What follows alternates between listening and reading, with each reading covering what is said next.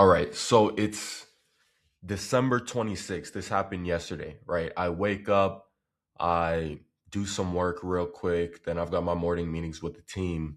Days kind of going by, and boom, I get a text from my closer. Says, long story short, it's a breakup letter, right? Long story short, it's just a long, like, might have been like a page or two just talking about how he's extremely grateful for the opportunity. It's been a pleasure working with me. This, that, and the third. But long story short, he's found a better offer, right? So it's like an insurance agency that offers base pay along with you get to basically build monthly recurring revenue on the deals you close and you get commission, right? So I'm like, honestly, can't even be mad at it, right? That's a good ass offer. Like honestly, if I was a closer, I'd probably take that shit too, right? But honestly, this one kind of hurt, right? It felt like a breakup. Like, a hoe just dumped me. Straight up. That's how it felt. And I read the message at like 1 p.m. and then I just didn't respond until about 4. I really just wanted to process this one. I mean, this one really hurt. And it's because the main thing is I hired this guy 5, 6 months ago and he came in with the perfect track record, right? He's got 15 mil cash collected. Industry, like throughout his career, averaged around a 33% close rate. Been in sales for 15 years, closed at high level offers, been a part of mergers and acquisitions, right? All types of stuff. This guy had a great track record. And in all honesty, he was the worst performing sales rep that I've had on my offer on in this business. I would say so, right?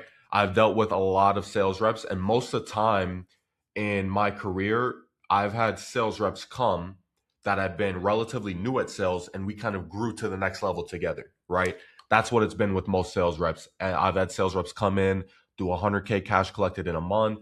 Um, this guy, I would say he had his highs, he had his lows, right? He did really good, but just neck and neck at looking at everybody, it wasn't he didn't perform the best. But it probably hurt the most because that's why I had to think about it for a long time. And that's why I didn't respond, right? It just felt so abrupt, getting rejected or getting left. No matter what's the context, whether it's a girl, whether it's anything, it just always, you get a little sting from it, right? But after really thinking about it, I realized two things. One, it's my fault, right? I fucked up and I know exactly where I fucked up and what I have to do in the future. And then two, honestly, I realized a lot of things. Two, this was for the best, right? It really was because, you know, I watch a lot of Alex Hormozy, and if you go to sleep at night and you're like thinking about an employee and you're just like, fuck, what the fuck, right? That's kind of when you know you made the wrong hire. And I had those nights and mornings a couple times during him being with us, right? But here's the thing, it was always my fault. And here's what I learned that I need to do better with. I've always, every closer that's came onto the offer, it's really just been like, how do I say this? Like you just throw them into the fire and hope they succeed. And here's the thing, some closers have been so good and so determined to the point where they'll actually succeed. And that's what I've been blessed with. Honestly, it's been a blessing. This time I really thought he came in amazing track record, 15 years experience, 15 mil cash collected. That's a lot of money, right? Especially as a closer. That's a lot. So I'm thinking, man, I hit the jackpot, throw them into the fire, let's go, let's win. And it just didn't stick, right? And it's for so many reasons, but what I really learned is you can't do that with one. First of all, you cannot do that with any fucking employee at all. You can never do that again. Whenever you hire someone, you must have a clear, structured roadmap of them starting, the milestones they must hit, and KPIs related to the role that prove success, right? And you must basically either you have to consistently hold that person's hand or you have to have your manager of that role or department consistently hold that person's hand.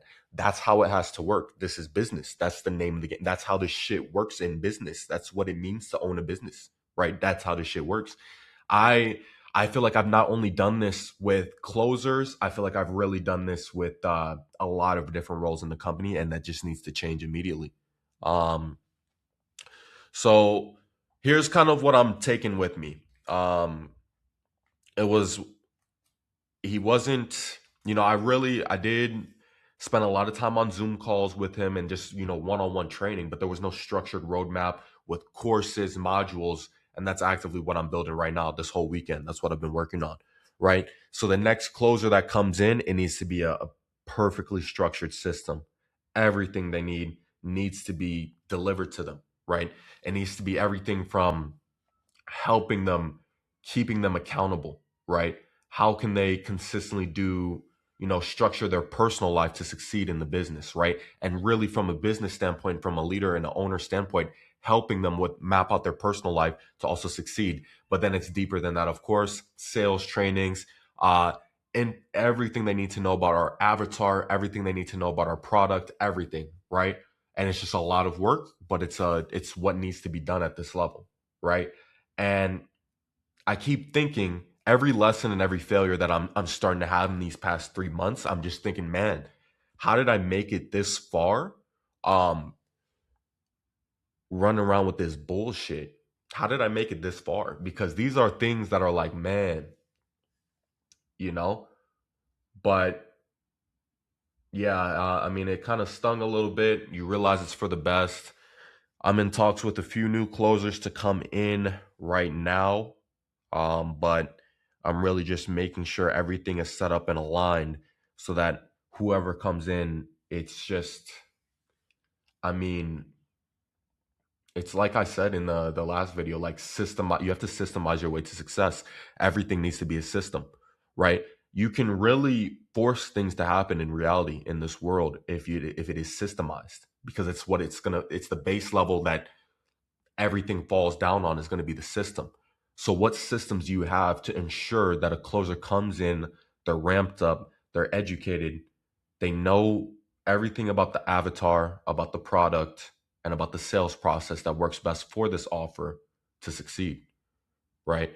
And then from that point, it's consistent accountability, hand holding, and check ins, right? There's nothing wrong with holding someone's hand. Micromanaging, there's a difference between texting someone every hour of the day, and there's a difference between being there for them, guiding them, and supporting them, holding their hand. And that's what needs to be done for every role in the business, with systems, with standard operating procedures, with structure, if you want to succeed and hit the next level, right? And it's mandatory. That's what needs to happen. So took a L. I hurt a little bit, stung for real. um And honestly, I think the main thing that hurt, I can't tell if it was actually the closer leaving or if it was the fact that just, you know, life is hard. Like life is hard, you know what I'm saying? But um you win and you learn. Everything happens for a reason, and it's just a learning lesson. We got to keep moving, man. That's all it is. Let's go.